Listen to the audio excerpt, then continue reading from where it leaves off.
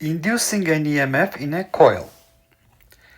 A coil consists of 200 turns of wire. Each turn is a square of side d equals 18 centimeters, and a uniform magnetic field directed perpendicular to the plane of the coil is turned on. If the field changes linearly from 0 to 0.5 Tesla in 0.8 seconds, what is the magnitude of the induced EMF in the coil while the field is changing? According to Faraday's law, the induced EMF is related to the rate of change of the magnetic flux with a minus sign, minus the number of turns n d phi b dt, that is the rate of change of magnetic flux, and the induced EMF magnitude in this case will be equal to the number of turns, which is 200, multiplied by the change in magnetic flux, magnetic field times the area, divided by the time interval delta t. And we know that the magnetic field changes linearly with time, so we reach 0.5 Tesla starting from 0 Tesla in a time interval of 0.8 seconds. So we have B is equal to 0.8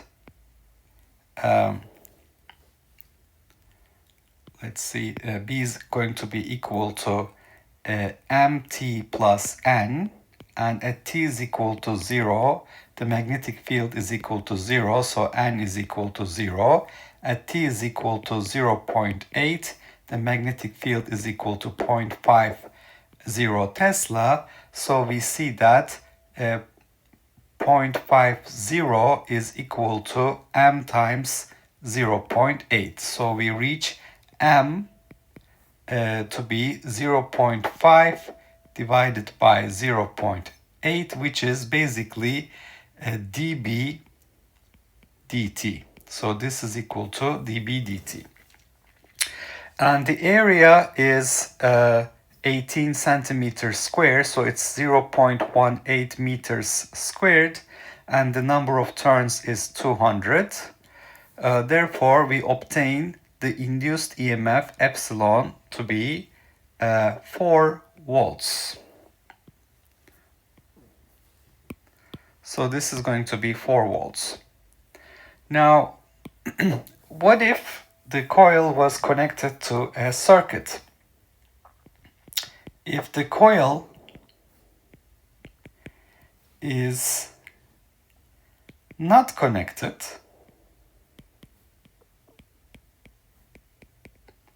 to a circuit, then that means it's going to be open circuit. The induced current in that case will be equal to 0. Induced current is 0. If it is connected,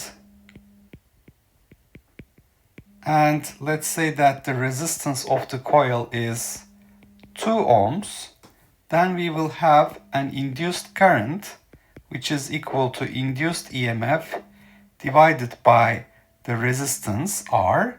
So that's 4 divided by 2. We will see that there will be an induced current of 2 amps. Okay. So in this example, we have a coil with 200 turns, which is a square of side 18 centimeters. A uniform magnetic field directed perpendicular to the plane of the coil is turned on. So basically, I'm assuming that I have this square coil, which may or may not be connected at its end. So I would have either a connection or no connection. So this is basically the end point of the coil. Now, if it is not connected, using Faraday's law, epsilon equals minus n d phi dt, we will see a voltage develop between these two ends, which is 200 times the rate of change of the flux but the area is constant, it's 0.18 square, the number of turns is constant. The rate of change of the magnetic field, dB dt, is basically, you can see from this linear relationship, 0.5 over 0.8. So using this, we obtain 4 volts induced EMF. Now, if this is not connected to a circuit, there will be 4 volts, but no current. If it is connected to a circuit, if this is closed and this has an equivalent resistance of 2 ohms, then there will be a 2 amps induced current.